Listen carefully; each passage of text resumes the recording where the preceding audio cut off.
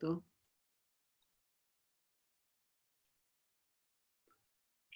Bueno, estamos listos, ¿no? Perfecto, Walter, se escucha muy bien y se ve bien la pantalla. Recordá, si querés que aparezca tu cara arriba, de encender tu video. La presentación ocupa toda la pantalla. A ver. ¿Me pueden ver o no? No, tenés el video apagado. ¿Y dónde pongo esto?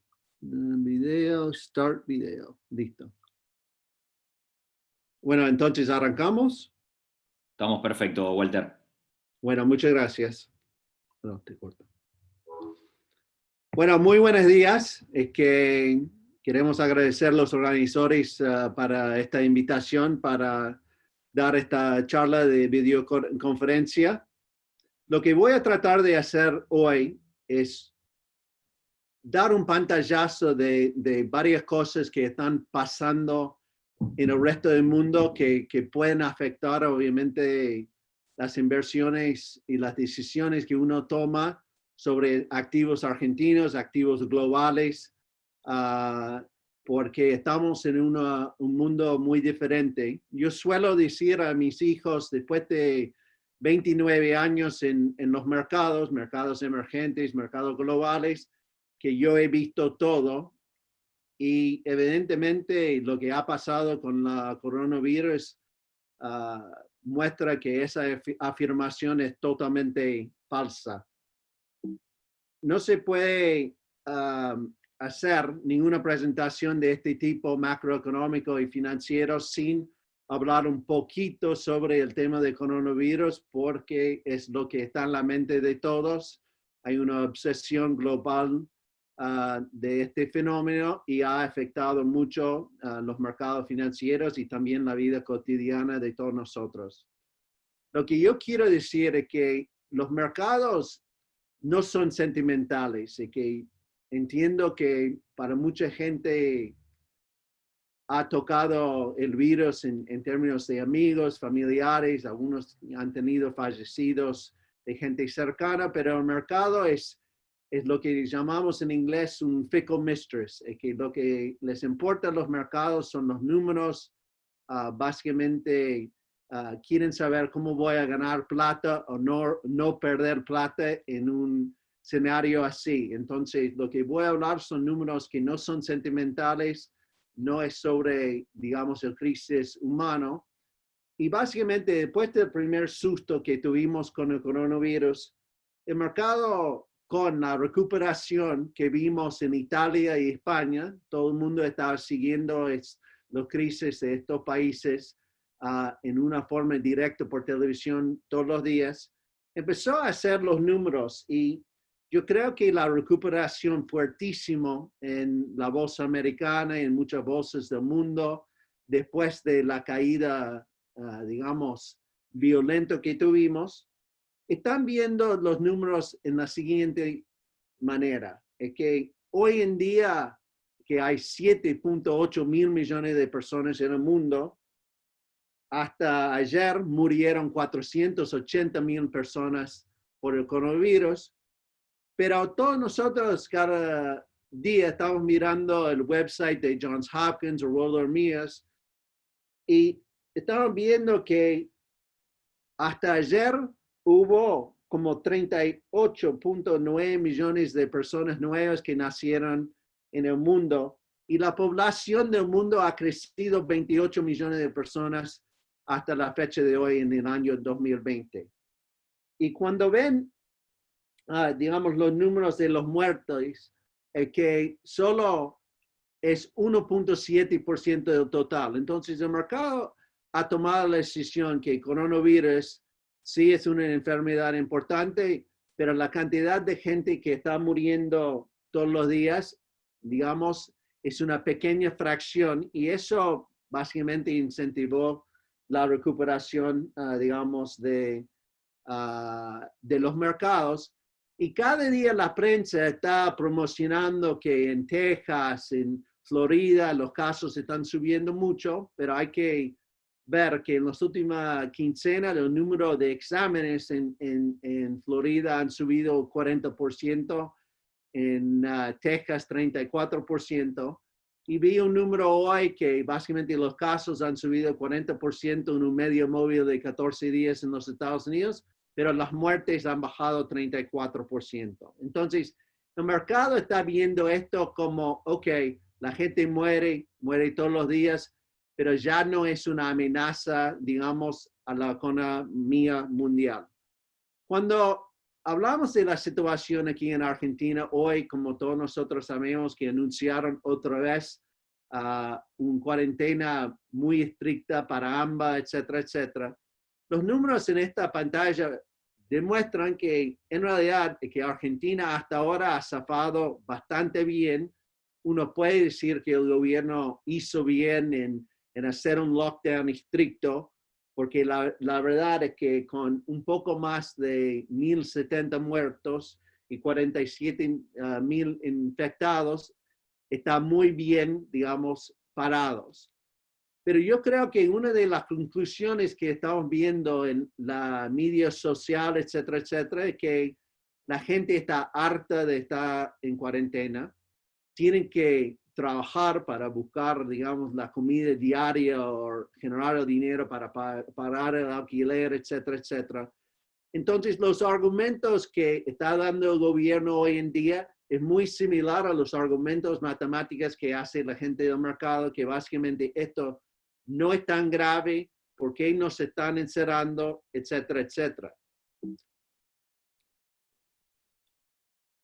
Vamos a avanzar un poco qué pasó en los mercados en febrero, marzo en la reacción. Y esto es quizás una enseñanza que estamos viviendo en un mundo súper acelerado en términos de mercados financieros.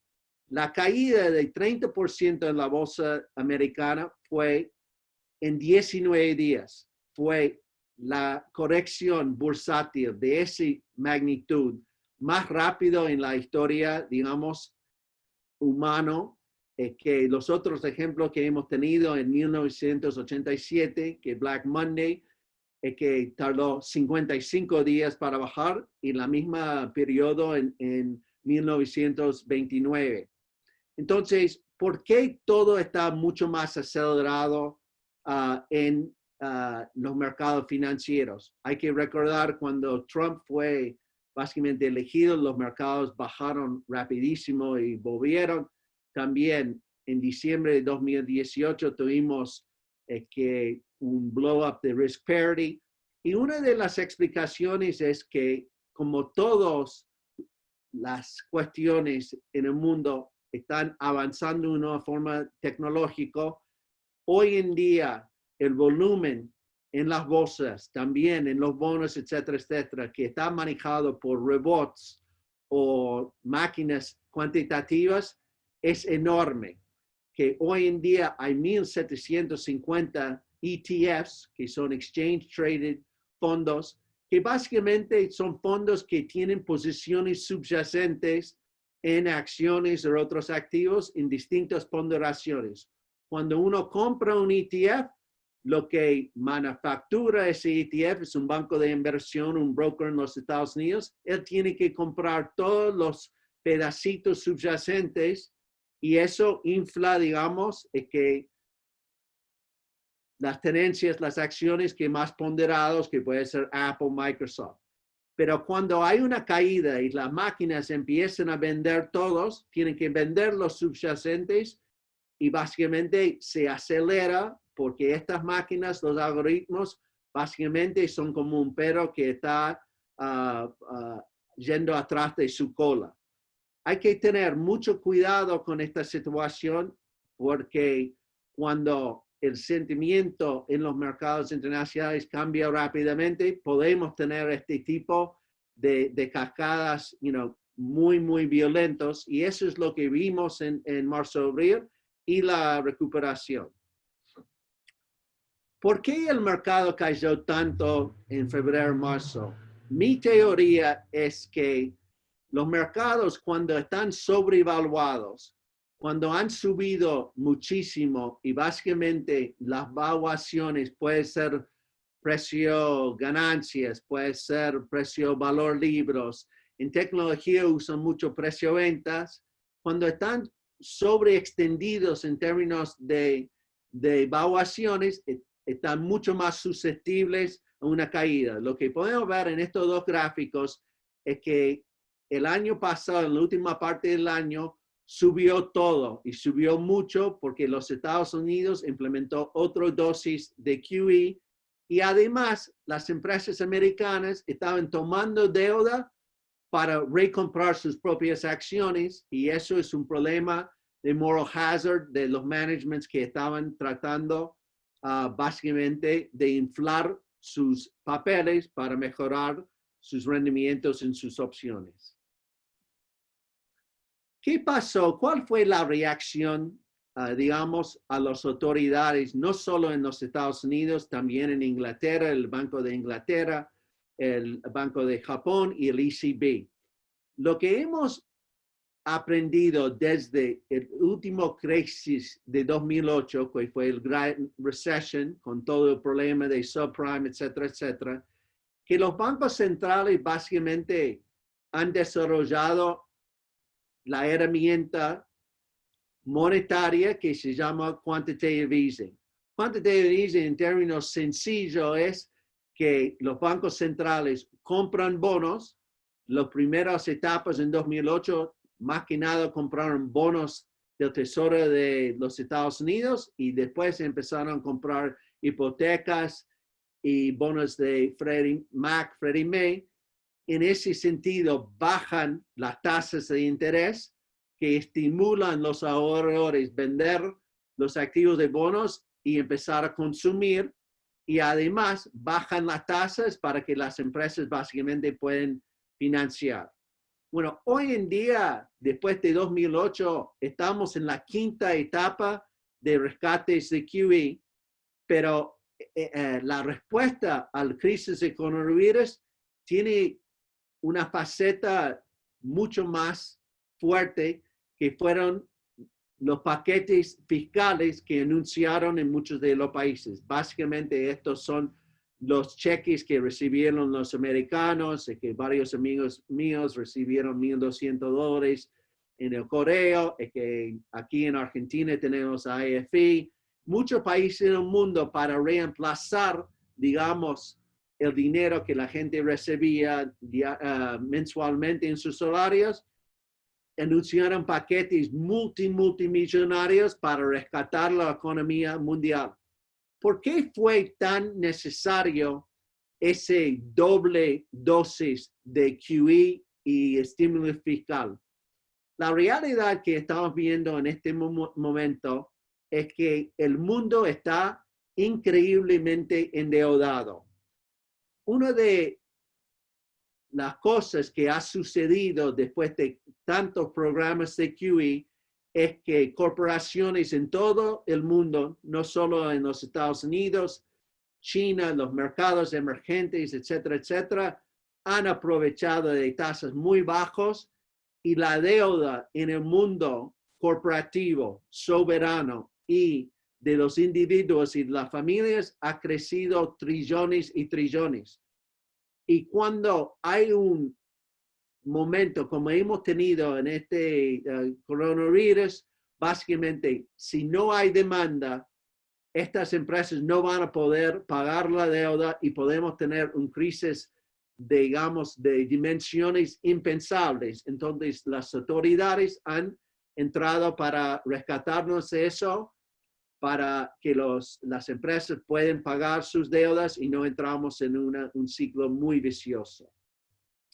Aquí son dos gráficos que usamos en el mercado financiero. No voy a entrar en mucho detalle, pero estos picos que uno ve arriba, en el gráfico arriba, básicamente es básicamente el costo de bancos tienen para prestar entre ellos. Y cuando hay picos así, muestra que hay un momento de estrés muy fuerte de liquidez en el mundo y los bancos centrales tienen que reaccionar bien rápido para que no haya un freeze total entre la financiación entre los bancos. Esto es el fraude. Lo que podemos ver, el nivel de estrés que tuvimos en febrero, marzo, fue mucho mayor que algo que tenemos desde la crisis de Europa en 2011 y 2012 y pueden ver cómo solucionaron.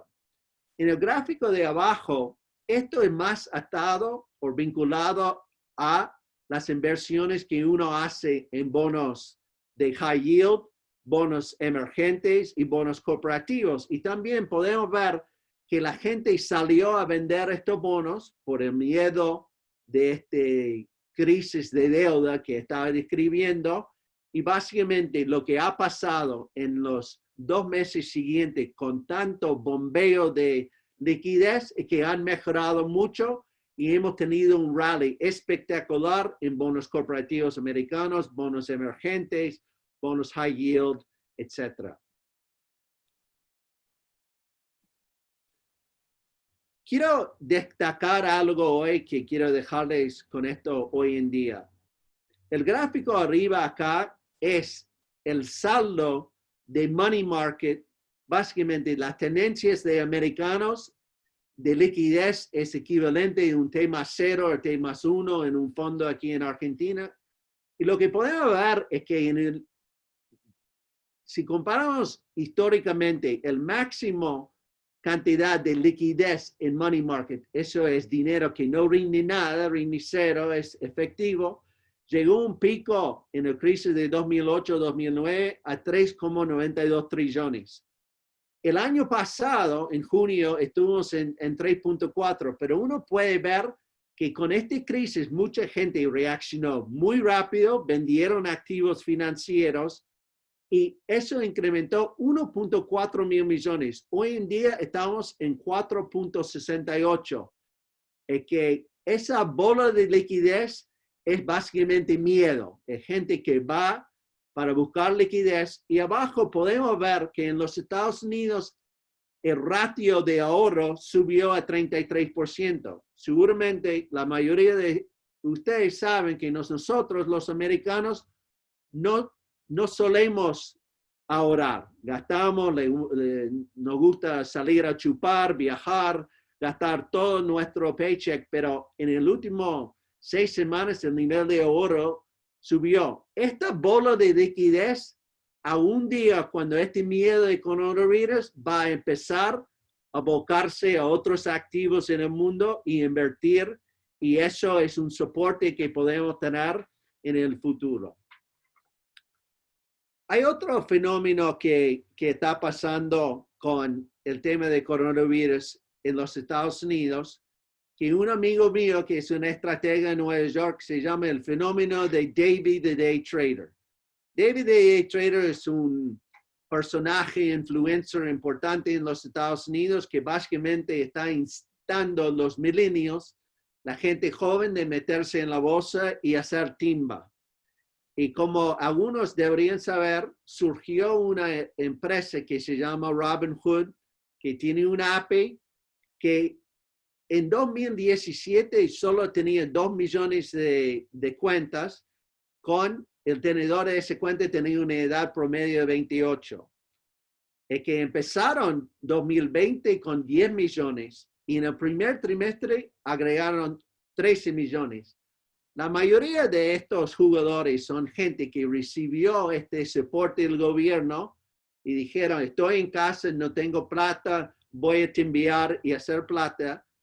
Y podemos ver que también que los brokers tradicionales online también tuvieron muchísimo crecimiento en el número de cuentas. Entonces, eso que te dice es que el mundo está especulando muchísimo más por la necesidad de hacer dinero, y eso está inflando un poco la recuperación de las bolsas y también está agregando la volatilidad. Uno puede mirar no más atrás de hace 10 días cuando la bolsa americana bajó en un día de 7,5%.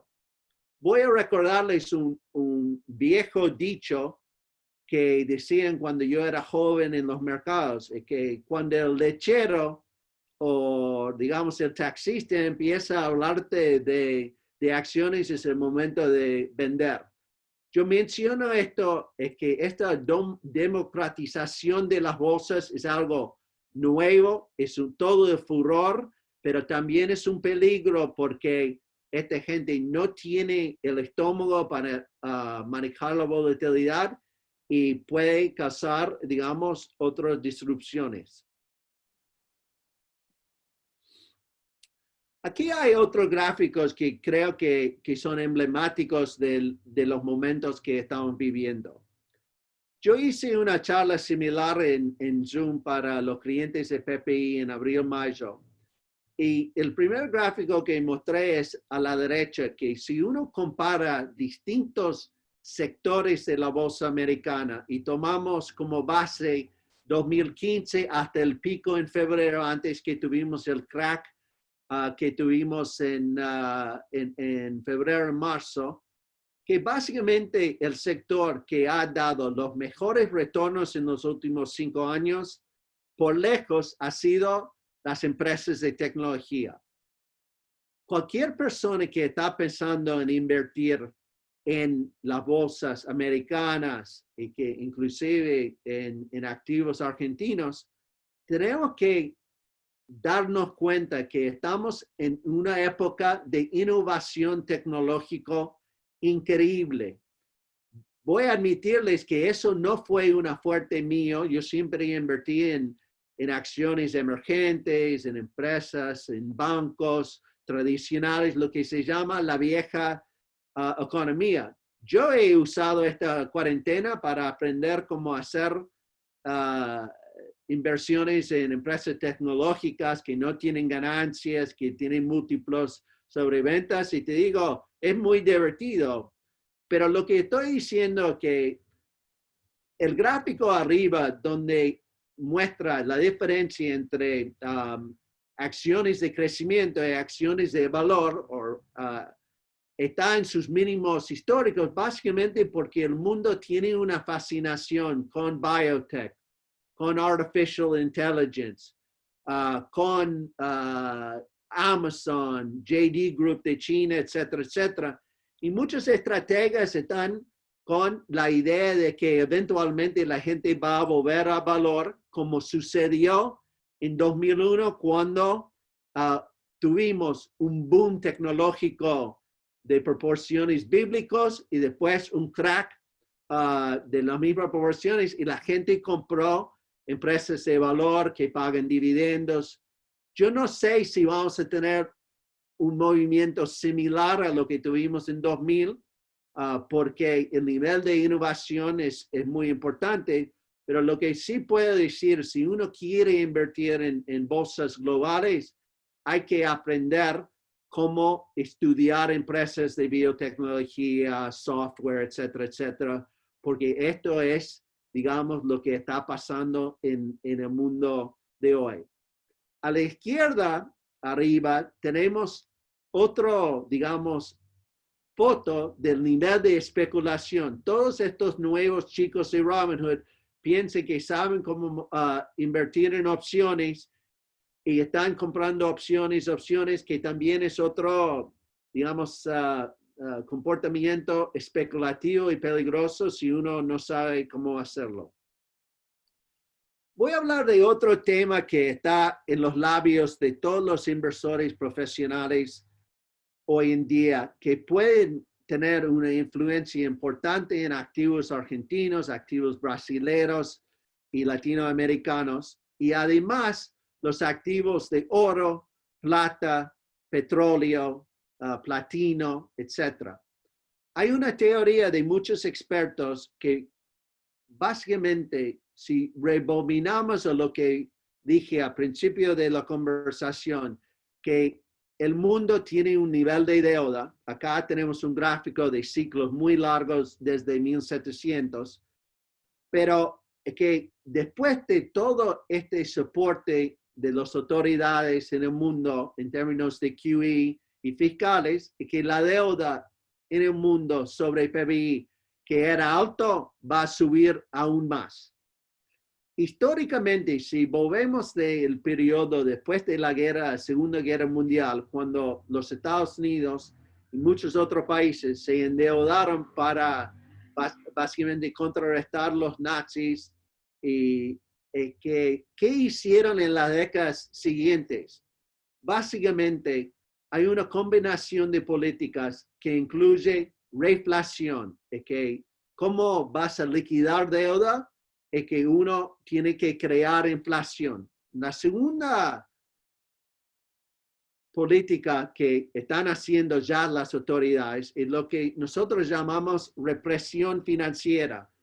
Eso es muy similar a lo que el Banco Central de Argentina intentó hace 6 semanas, bajando las tasas de plazo fijo por debajo de inflación. Entonces, el inversor tiene rendimientos negativos en términos reales. El gráfico arriba básicamente muestra la diferencia entre la tasa de 10 años de los Estados Unidos menos inflación.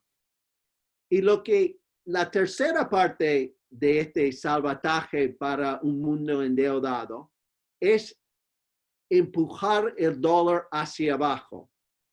Es que hay momentos cuando las autoridades en el Fed de los Estados Unidos quieren bajar el dólar y son momentos cuando la deuda está alta y tenemos un déficit fiscal proyectado muy alto.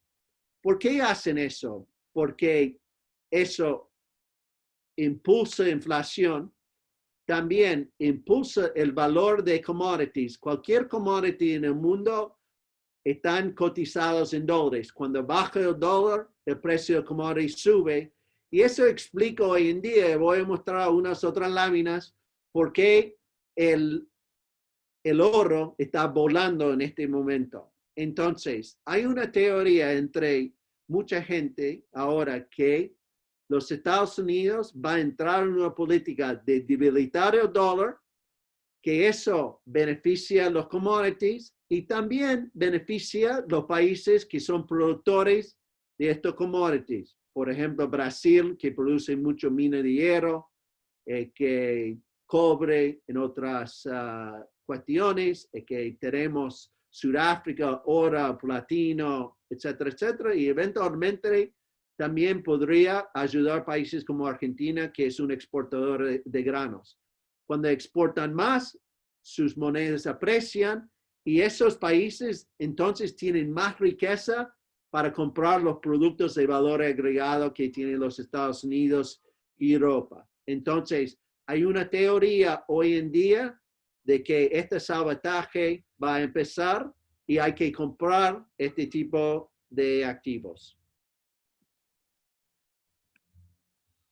Aquí son algunos gráficos que quizás les van a volver loco y tienen que estudiarlos después. Pero yo siempre considero, digamos, este reflation trade de inversión en reflación, que tiene 4 jinetes importantes que uno tiene que mirar todos los días. Y eso puede ser una persona normal, no tiene que ser un hedge fund manager, un experto. Que básicamente el primero es cobre, lo que traders de macro llaman Dr. Copper. ¿Por qué dicen Dr. Copper? Porque cuando cobre está firme, significa que el mundo industrial está firme y que especialmente China, el mayor consumidor de cobre, está activo y comprando y sus fábricas están llenas. El otro es el dólar australiano, porque Australia produce todos estos minerales y que mina de hierro, cobre, oro, etcétera, etcétera, y se beneficia cuando hay una baja en el dólar. Y en las últimas semanas que hemos tenido un rally interesante en el Aussie dollar. Y el 4, obviamente, es oro, que oro está volando, pero también los metales más especulativos que plata y también platino y palladium, que son básicamente reservas de valor contra una baja en el dólar, también están subiendo. Entonces, este reflation trade, por más que estos gráficos parecen muy, muy altos, el dólar todavía está en 96, 97 en el índice DXY. Para darles una idea, en el mínimo de 2008, cuando fue la última vez que los Estados Unidos utilizó reflación, el dólar estaba en 70. Entonces, ha subido el dólar desde los mínimos de de 2008 a 70, llegó a 100 y ahora está en 96. Entonces el movimiento ha sido inicial, pero eso es otra representación que la velocidad de los mercados de reaccionar a nueva tendencia como hacer plata. El gráfico abajo muestra dos potenciales activos que todavía están por el piso, que históricamente cuando hay un reflation trade y una baja en el dólar, las bolsas de América Latina y también de Rusia, Sudáfrica, etcétera, suben muchísimo porque ellos son los productores de petróleo, oro, cobre, etcétera, etcétera. Si podemos ver los números en morado y roja, está muy bajo porque América Latina ha tenido varios años de dificultades políticos, económicos, y además hoy en día coronavirus está floreciendo en una forma muy nefasto en América Latina. Pero si uno cree que el dólar va a bajar de 96 a 85, eventualmente esas bolsas van a subir. Y lo que vimos en el mes pasado, la primera etapa de esto, el real, la moneda de Brasil, apreció de 5.80 a 4.80 en 2 semanas. Eso es un reflejo de esa especulación. Hay otro, digamos, parte de esta teoría y uno tiene que estar atento ahora porque en los Estados Unidos, que uno puede argumentar que es el mercado más importante en el mundo, que todo depende mucho de lo que pasa en los Estados Unidos, tenemos una situación política muy importante que el fenómeno de Trump, Donald Trump ha sido, como todos nosotros sabemos, un presidente extremadamente controversial durante sus 3 años y medio. Pero algunas cosas que él implementó en términos de políticas económicas han sido muy, muy positivos para un dólar fuerte. Él bajó los impuestos corporativos a 21%, antes eran 35%, hizo un estímulo fiscal, tenemos déficits fiscales muy, muy altos, y básicamente eso impulsó que el tasa de crecimiento en los Estados Unidos fue bastante mayor que Europa y otros países en el mundo, que los analistas llaman ROW, Rest of the World.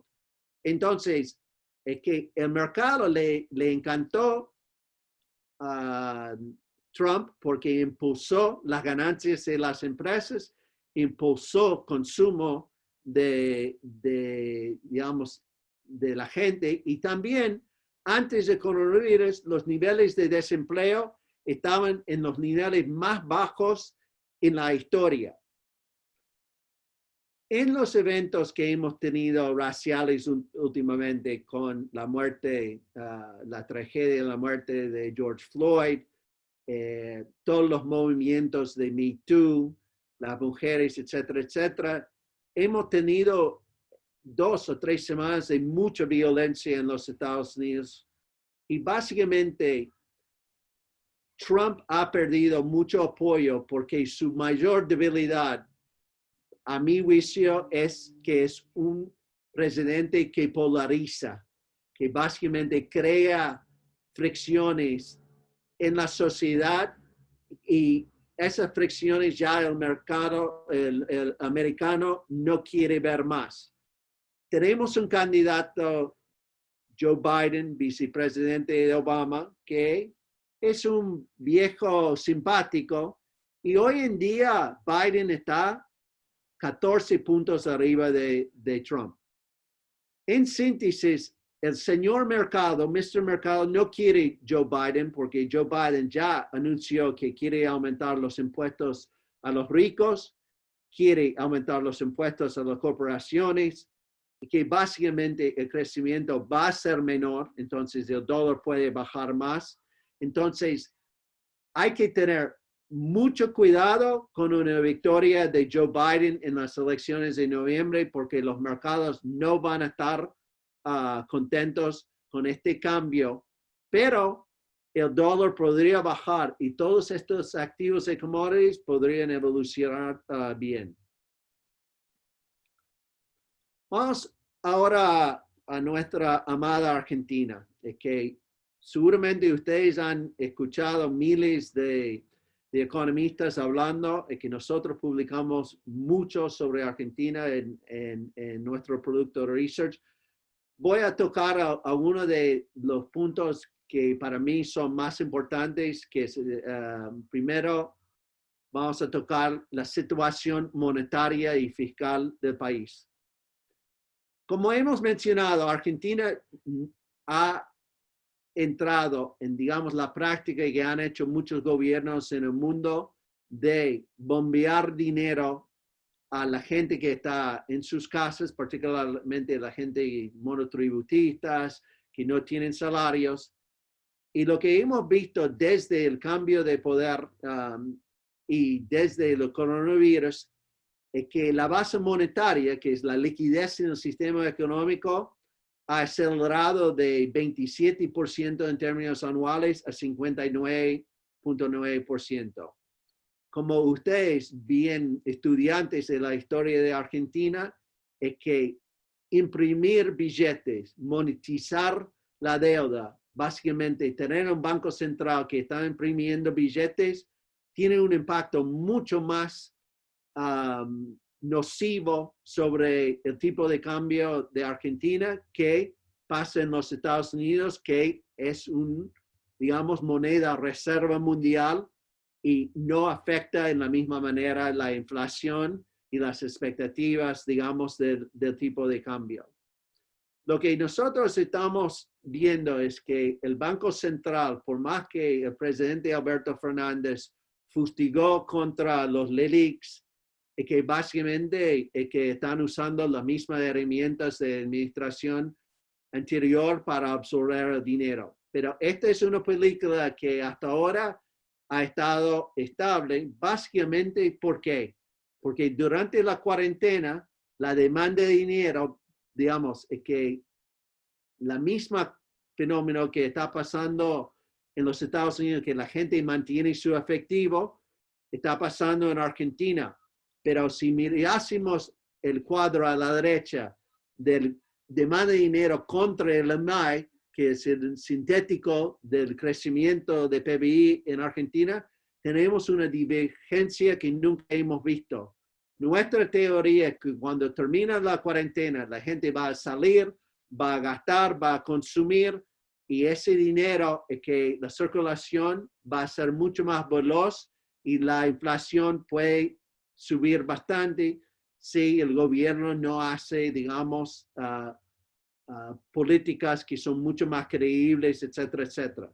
No estoy diciendo que es una bomba de tiempo, pero es que los controles de capitales, el cepo que han impuesto básicamente nos tienen un chaleco muy, muy fuerte, pero con toda esa liquidez que va a ser creado en junio y julio, sabemos que pagamos el aguinaldo, etcétera, etcétera, es que vamos a tener una afluencia de dinero bien importante y quizás esta valorización en el contado con liqui, el dólar MEP, etcétera, etcétera, quizás es una luna de miel que va a tornarse en una situación de pelea.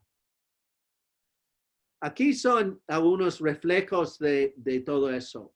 Tenemos otra situación que está, digamos, de mucha preocupación para el gobierno, que significa que los granos no están liquidando. Tenemos que ver si logran influenciar eso, porque hay como 12,000 millones de dólares que podrían liquidar si, digamos, la brecha entre las paralelas y el otro cambia.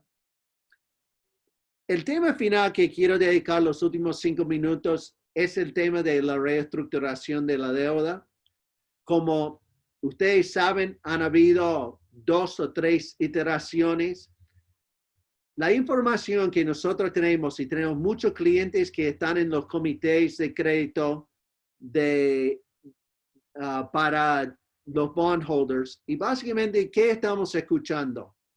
Las partes están dentro de 1 y 1,5% de diferencia, que básicamente son $5,000 millones de valor entre 2020 y 2030.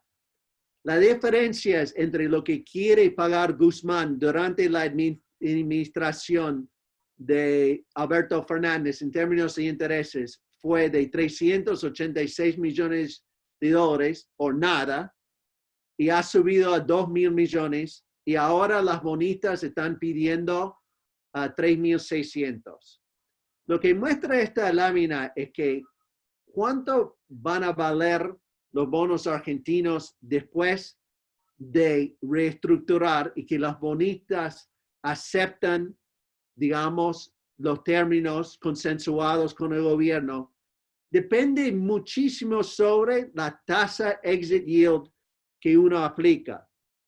Y esa tasa no es solo un tema financiero, es que en Argentina hay muchas cosas que pueden influenciar. Puede ser la lógica fiscal del gobierno, que quizás Guzmán, si se queda, va a hacer cosas muy coherentes. Argentina va a ir a un balance primario. También puede afectar esta percepción de los mercados de que los productos de exportación de Argentina, soja, maíz, trigo, van a mejorar con un dólar bajo. Entonces, hay muchas, digamos, cosas que no son necesariamente económicos que pueden influenciar cuál va a ser la TIR. Si suponemos que los bonos argentinos van a cotizar en 12% el día después de la transacción, es que no hay mucho upside en el corto plazo.